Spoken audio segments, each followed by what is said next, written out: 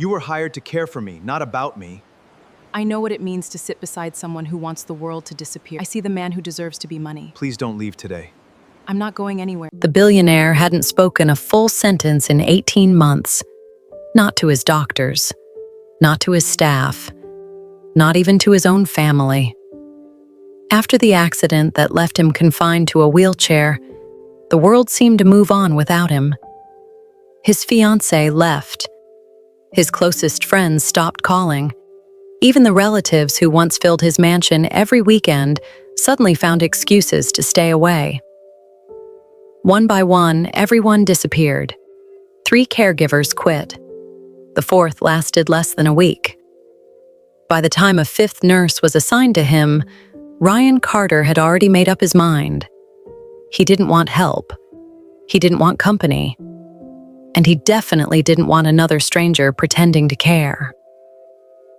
As he sat beside the large window overlooking the Pacific Ocean, Ryan watched the new nurse walk through the front door carrying a small travel bag. She looked young, far too cheerful, far too confident. Ryan almost laughed. Another one, he thought. Let's see how long she lasts. What Ryan didn't know was that this nurse wasn't there by accident.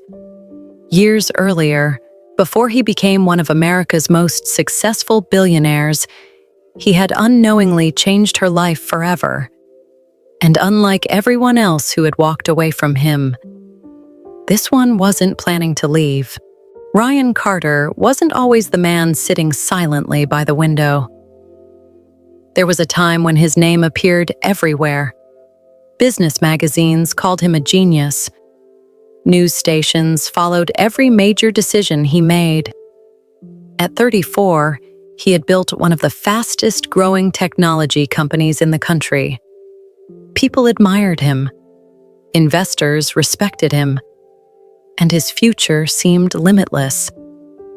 Then everything changed on a rainy November night. Ryan had been returning from a business meeting when a speeding truck lost control on a highway outside Seattle. The crash was devastating. By the time emergency responders pulled him from the wreckage, his life had already changed forever. He survived, but the injuries to his spine left him unable to walk. The months that followed were worse than the accident itself. At first, everyone promised they would stay by his side. His fiancée told him she loved him. His friends said they would help him through recovery. His relatives assured him he wasn't alone. But promises are easy to make when life is going well. The reality was different. As weeks turned into months, the visits became less frequent. The phone calls stopped coming. His friends got busy with their own lives. His relatives suddenly had other priorities. Even his fiancée, the woman he had planned to marry, eventually sat beside his hospital bed and told him she couldn't do it anymore. She said she still cared about him, but she wasn't strong enough for the life ahead. A week later, she was gone. Ryan never begged her to stay. He simply watched her walk away, just like everyone else. Something inside him broke that day. Not his body, his spirit. After returning to his mansion, Ryan stopped fighting. He ignored messages from his company, refused invitations from friends, canceled therapy appointments whenever he could. The doctors told him recovery would take effort. Ryan didn't see the point. Why fight for a future he no longer wanted? Most mornings he sat in the same chair near the window overlooking the ocean. Sometimes for hours, sometimes for the entire day. The house staff moved quietly around him. Nobody knew what to say anymore. Every attempt to encourage him ended the same way, with Ryan pushing them away. The caregivers hired to help him never lasted long.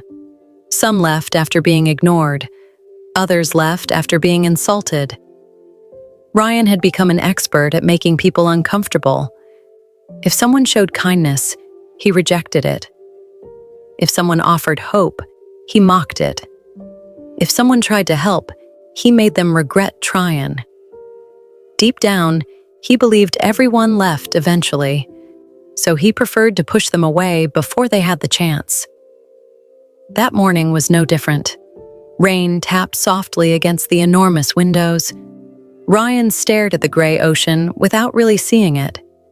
Then a voice interrupted the silence. "Mr. Carter?" It was Margaret, the house manager. Ryan didn't answer. "Your new nurse will be arriving this afternoon." Still no response. Margaret sighed.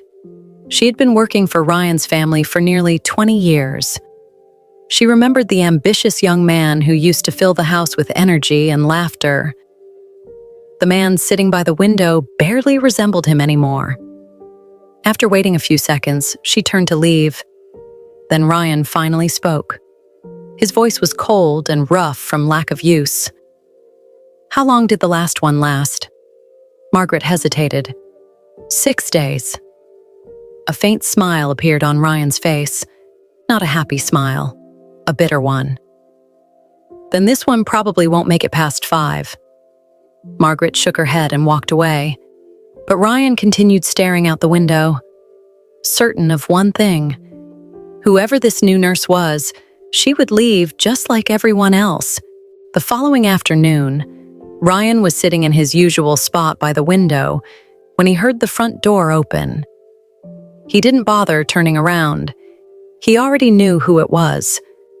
Another nurse, another stranger, another person who would eventually give up on him. A few moments later, footsteps echoed through the hallway. Confident footsteps, not rushed, not nervous. Ryan frowned slightly.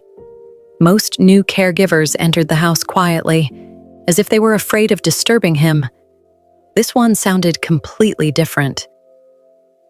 The footsteps stopped just behind him. For a moment, neither of them spoke. Then a cheerful voice broke the silence. "Good afternoon, Mr. Carter." Ryan continued staring out the window. No response.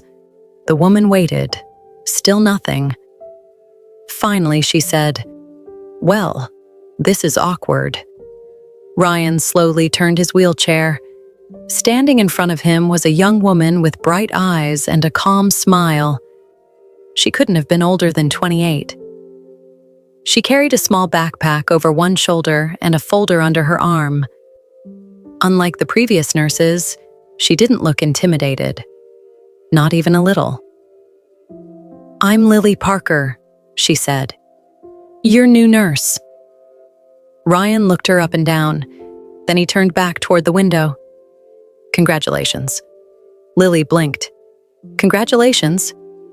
You've officially taken the worst job in America." To his surprise, she laughed. Actually laughed.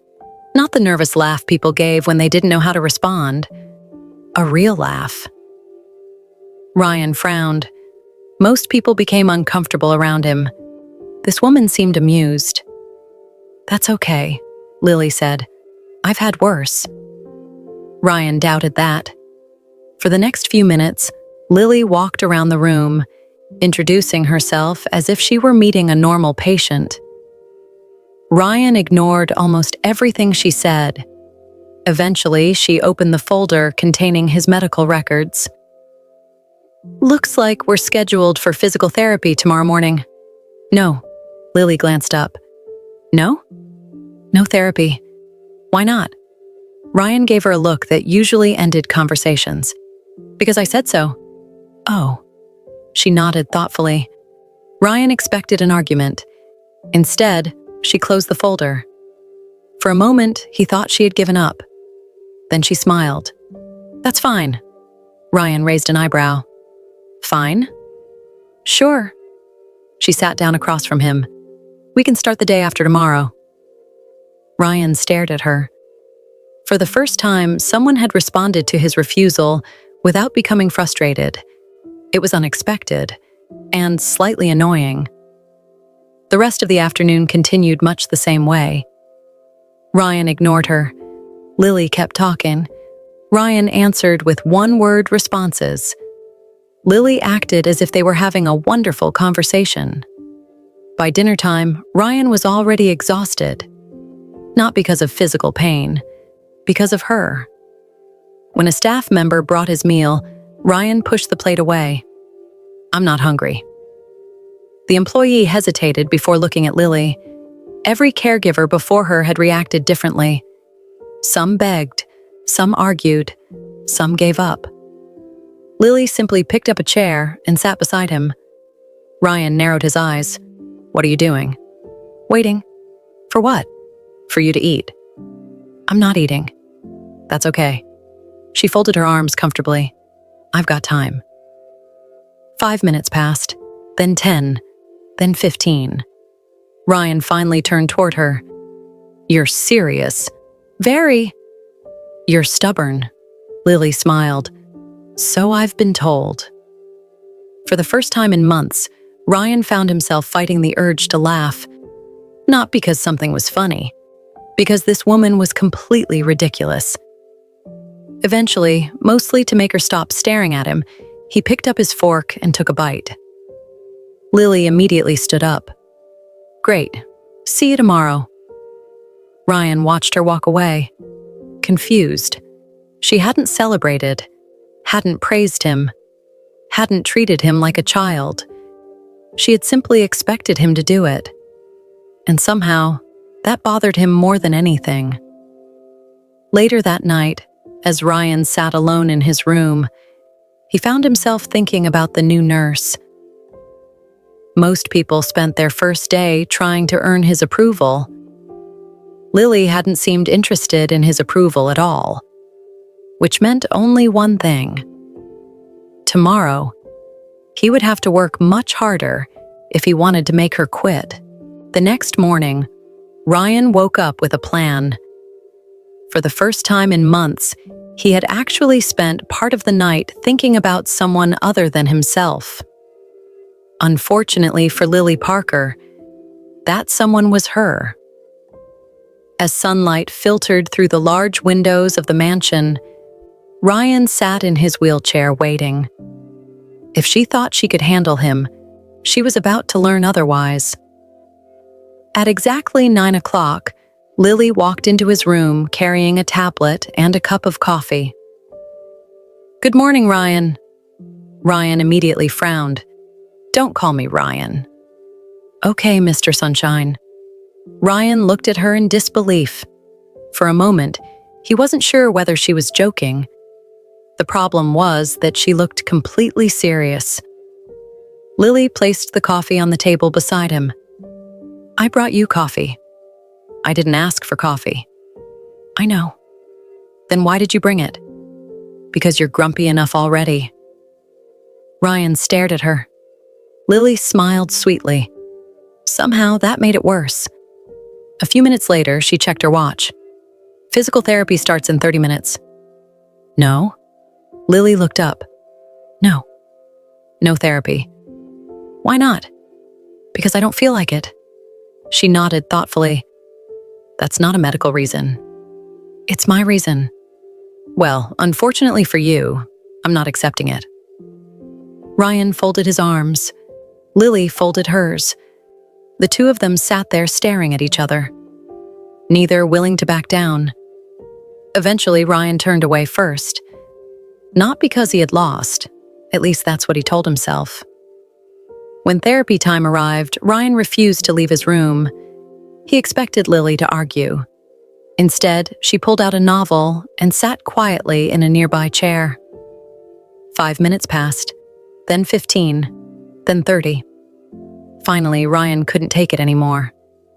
"Aren't you supposed to be doing something?" "I am." "What?" "Waiting for my patient." Ryan groaned. This woman was impossible. Over the next several days, Ryan tried everything he could think of. He ignored her questions. She kept talking. He answered with one-word responses. She continued the conversation anyway. He complained about the food. She told him to cook his own meals. He criticized her methods. She thanked him for the feedback. Nothing seemed to bother her. One afternoon, while Lily was organizing therapy documents in the living room, Ryan deliberately knocked a stack of papers off the table. Sheets scattered across the floor. Lily looked at the mess. Then she looked at him. "You did that on purpose." "So what if I did?" "Then you can pick them up." Ryan laughed. "I'm in a wheelchair." "Your legs don't work." She pointed at his hands. "Those still seem fine." Ryan opened his mouth to argue, then closed it again. A few minutes later, he found himself collecting papers from the floor, while Lily watched with obvious satisfaction. "I don't like you," Ryan muttered. "That's okay." "Why?" "Because you're still doing the exercises." Ryan froze. He hadn't even realized it. The papers had forced him to stretch, reach, and move more than he normally did. Lily had tricked him. Again. As the days passed, something inside the mansion slowly began to change. The silence wasn't as heavy anymore. Ryan still complained, still argued, still tried to push Lily away, but somehow their arguments no longer felt hostile. They felt familiar. And although Ryan would never admit it out loud, he found himself listening for her footsteps every morning. Because for the first time since the accident, there was someone in the house who refused to treat him like a lost cause. And that confused him more than anything. By the second week, Ryan had reached a frustrating conclusion. Lily Parker wasn't leaving, no matter what he said, no matter what he did. She kept showing up every morning with that same calm smile, as if his bad attitude meant absolutely nothing to her. And for some reason, that bothered him. One afternoon, Lily was helping him through a therapy session in the mansion's private gym. Ryan had been making progress, though he hated admitting it. His arms were stronger. His posture had improved. Even his doctors had noticed a difference. But that day, everything seemed to go wrong. He struggled through a simple exercise. His muscles refused to cooperate. The frustration built with every passing minute. Finally, Ryan slammed his hand against the armrest of his wheelchair. "I'm done." Lily looked up. "We've only been here 20 minutes." "I said I'm done," she sighed. "Ryan, don't." The sharpness in his voice stopped her. The room fell silent. For a few seconds, neither of them spoke. Then Ryan laughed bitterly. "You know what's funny?" Lily didn't answer. "Everybody keeps pretending this is going somewhere." He gestured toward the therapy equipment. "This, his wheelchair, his life. None of it matters." "That's not true." "It is true." His voice rose. "I'll never be the man I used to be." Lily remained quiet. Ryan shook his head. "And honestly, I don't even know why you're still here." The words hung in the air. Lily slowly set down the clipboard she was holding. "What does that mean?" Ryan looked away. "It means exactly what you think it means." "No, Ryan, say it." His jaw tightened. "You want me to say it?" "Yes." Ryan turned toward her. For the first time since she'd arrived, there was genuine anger in his eyes. "Maybe you're here because of the money." The room became completely silent. "Maybe you're just better at hiding it than everyone else." Lily stared at him. Ryan continued. "People see a billionaire and suddenly they become very interested." His voice was cold now. "Maybe you're hoping I'll reward your loyalty." Still, Lily said nothing. "Maybe you're waiting for some big paycheck." The second the words left his mouth, Ryan knew he'd gone too far. For the first time, the smile disappeared from Lily's face. Not because she was hurt, because she was angry. Real anger. The kind that had been building for weeks. She took a step closer. "Do you really think that's why I'm here?" Ryan didn't answer. Lily folded her arms. You want to know the truth? The room was so quiet that Ryan could hear the rain tapping against the windows. When I was 16 years old, my mother got sick. Ryan frowned slightly. Lily continued, "We didn't have insurance." Her voice softened. "The doctors said she needed emergency surgery." She swallowed. "We couldn't afford it." Ryan listened without interrupting. "For weeks, we thought we were going to lose her." Lily looked directly into his eyes. "Then a charity foundation stepped in and paid every hospital bill." Ryan remained silent. "The foundation belonged to you." His expression changed, only slightly, but enough. "You didn't know us." Lily shook her head. "You never met us." She took a slow breath, but because of that donation, my mother survived. Ryan stared at her. For the first time since she'd arrived, he had absolutely nothing to say. Lily's eyes glistened. "Because my mother lived, I finished school." She pointed to herself. "I became a nurse." Then she pointed at him. "And the man who made all of that possible is sitting here acting like his life has no value." Ryan looked down. Lily's voice became firmer. "I'm not here because you're rich." She took another step forward. "I'm here because years ago, you helped my family when nobody else would." The gym fell silent again. Ryan could barely look at her. All this time, he had been convinced that everyone around him wanted something from him. But Lily had never asked for anything. Not once. She hadn't come for money. She hadn't come for fame. She hadn't come for favors. She came because she remembered an act of kindness he had forgotten. Lily picked up her clipboard. Before leaving the room, she stopped beside him. Then she quietly said, "You spent years helping strangers, Ryan." She looked at him one last time. "I just don't think someone like that deserves to give up on himself." And for the first time since the accident, Ryan found himself unable to argue.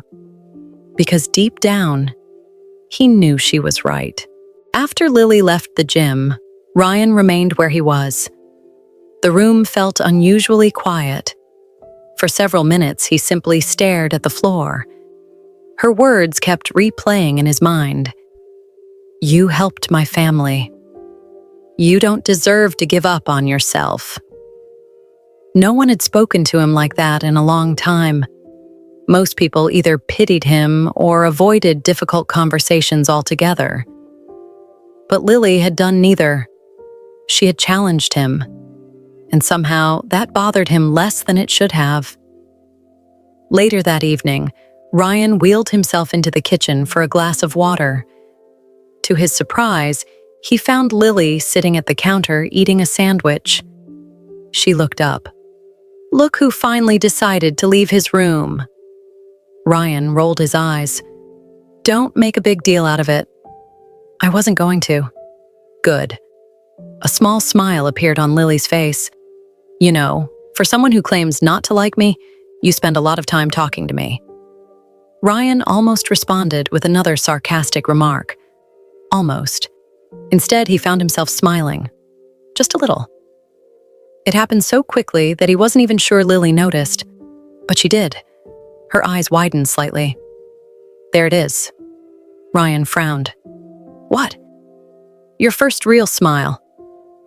Immediately, Ryan looked away. "I have smiled before." "No." Lily shook her head. "You've smirked. You've glared. You've looked annoyed." She pointed at him. That was an actual smile. Ryan felt strangely embarrassed. Lily laughed softly, and to his surprise, he didn't mind the sound. For the first time since the accident, the mansion didn't feel quite so empty. And for the first time in a very long time, Ryan went to bed thinking about tomorrow instead of yesterday. The next few weeks brought changes that even Ryan couldn't ignore. They weren't dramatic changes. There were no miracles, no sudden recoveries, just small victories. And somehow, those small victories began to add up. For the first time in months, Ryan stopped skipping therapy sessions. Some days were easier than others. Some days he became frustrated and wanted to quit. But Lily never let him. Whenever he complained, she reminded him how far he had already come. And whenever he doubted himself, she reminded him why he started. Slowly, the walls Ryan had built around himself began to come down. The mansion no longer felt silent. Laughter could sometimes be heard from the gym during therapy. The house staff even noticed the difference. One afternoon, Ryan caught himself telling Lily a story about his college years. Halfway through, he stopped. "What?" Lily asked. Ryan shook his head. "Nothing." "You were smiling again." Ryan groaned. "There you go, making a big deal out of it." "Because it is a big deal." Lily smiled. "A few weeks ago, you barely spoke." Ryan couldn't argue with that. She was right. For the first time since the accident, he wasn't just existing, he was living. And although he didn't say it out loud, Ryan knew one thing. None of it would have happened without Lily. She had walked into his life when everyone else walked away. And somehow, without him realizing it, she had become the part of his day he looked forward to most. Not every day was a good day. For every small victory Ryan achieved, there were moments that reminded him how far he still had to go. One morning, Lily arrived at the therapy room to find him unusually quiet. "Everything okay?" she asked. Ryan nodded, but she could tell he was lying. That day's session started well enough. Then came an exercise Ryan had been struggling with for weeks. He tried once, failed, tried again, failed again. The third attempt was even worse. Frustration quickly turned into anger. Ryan slammed his hand against the armrest of his wheelchair. "I'm done." Lily remained calm. "Ryan, I said I'm done." He looked away. "I'm tired of trying." The room fell silent. For a moment, neither of them spoke. Then Lily walked over and knelt beside him. "Do you remember the day I arrived here?" Ryan frowned. "What about it?" "You wouldn't even leave your room." She smiled softly. "You barely spoke to anyone." Ryan looked down. "You've come a long way since then." "It doesn't feel like it." "That's because you're only looking at how far you have left to go." Ryan didn't answer. Lily placed a hand on his shoulder. "Look at how far you've already come." For several seconds, Ryan sat quietly. Then he took a deep breath. Another one. And another. Finally, he looked at the equipment in front of him. "One more try." Lily smiled. "One more try." And for the rest of the afternoon, Ryan kept going. Not because it was easy, but because for the first time, he believed quitting would hurt more than trying. As they finished the session, Lily couldn't hide her smile. Ryan was exhausted, but he had pushed through. And sometimes, that was the biggest victory of all. A few weeks after his hardest therapy session, Ryan found himself standing between the parallel bars in the rehabilitation room. His hands gripped the rails tightly. His heart pounded. Lily stood nearby, watching carefully. "You don't have to rush," she said. Ryan nodded, but he knew this moment mattered. For months, he had worked toward this.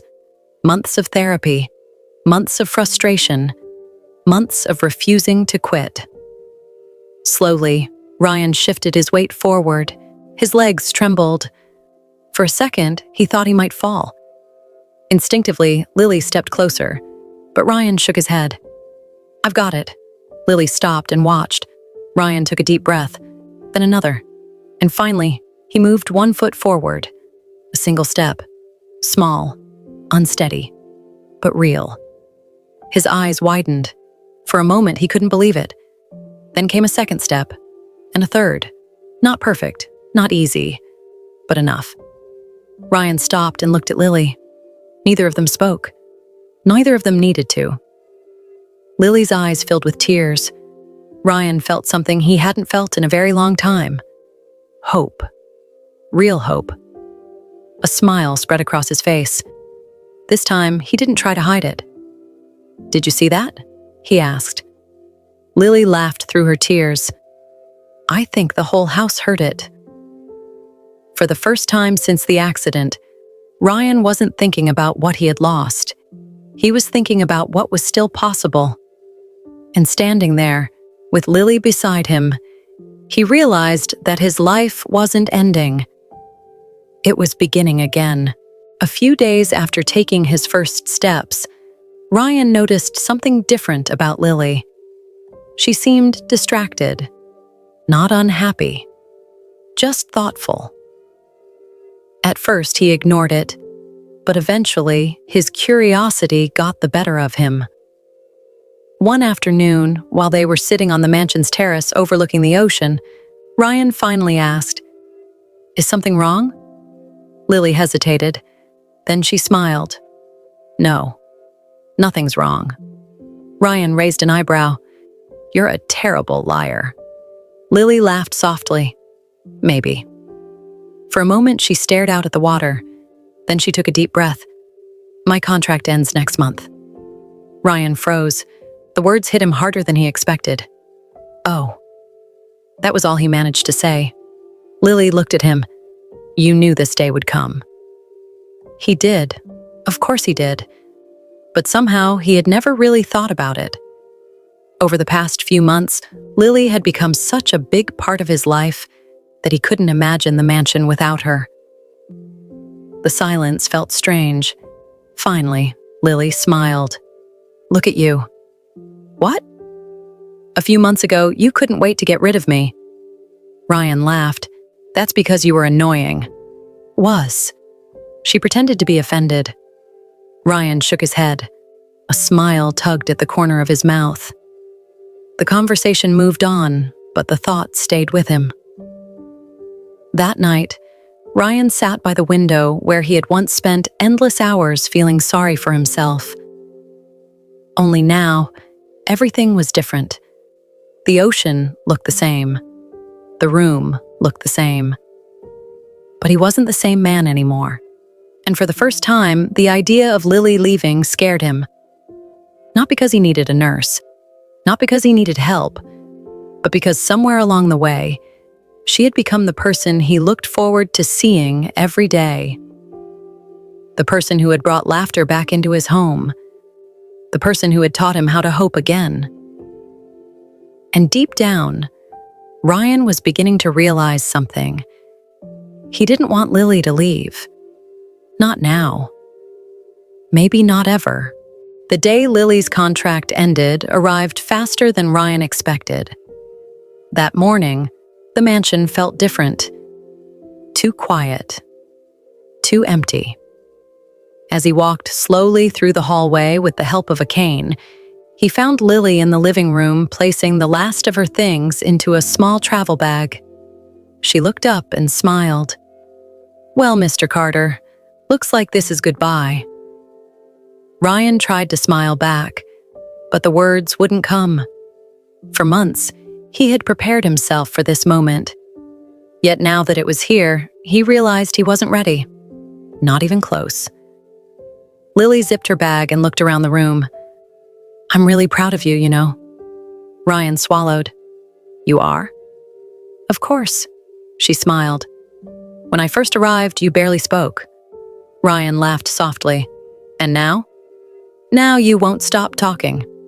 They both laughed, but when the laughter faded, neither of them moved. The silence between them felt different this time. Heavier. More important. Finally, Ryan took a deep breath. Lily. The sound of her name made her look up. Ryan's heart pounded. He had faced investors, competitors, and business deals worth billions of dollars. None of those moments felt as difficult as this one. "You said something to me the day we met." Lily tilted her head. "I've said a lot of things." Ryan smiled. You said you weren't going anywhere. A gentle smile appeared on her face. I remember. Ryan looked into her eyes. Turns out I don't want you to. For a moment, Lily simply stared at him, not speaking, not moving. Ryan took another step forward. When everyone else walked away, you stayed. His voice softened. You believed in me when I couldn't believe in myself. Lily's eyes began to fill with tears. Ryan smiled. You helped me walk again. He paused. But more than that, you gave me a reason to live again. The room fell silent. Then Ryan said the words he had been carrying in his heart for weeks. I love you, Lily. A tear rolled down her cheek. And I don't want you to stay as my nurse. He reached for her hand. I want you to stay as the woman I love. For a second, neither of them moved. Then Lily laughed through her tears. The kind of laugh that comes when happiness finally catches up with you. I was wondering how long it would take you. Ryan blinked. What? Lily smiled. Ryan Carter, I fell in love with you months ago. Before he could respond, she stepped forward and wrapped her arms around him. Ryan held her tightly, and for the first time since the accident, he felt completely whole. Months later, guests gathered at a charity event hosted by the Carter Foundation. Many of them watched in amazement as Ryan walked across the stage on his own. Slowly, confidently, with Lily by his side. The same foundation that had once saved her mother's life was now helping thousands of other families. As Ryan looked at the woman beside him, he realized something. The greatest thing he had ever built wasn't a billion-dollar company. It wasn't his fortune. It wasn't his success. It was the life he almost gave up on, and the woman who had helped him find it again. Together, they stepped forward into a future neither of them had expected. A future filled with hope, with love, and with second chances. Before you go, I have something special to share with you.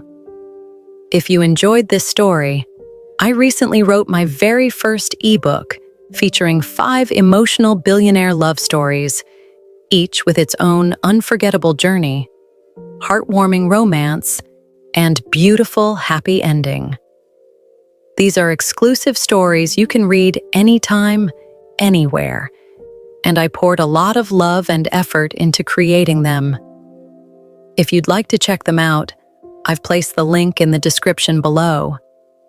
And if you enjoyed today's story, please take a moment to like this video, subscribe to the channel, and turn on the notification bell so you don't miss any of our upcoming billionaire romance stories.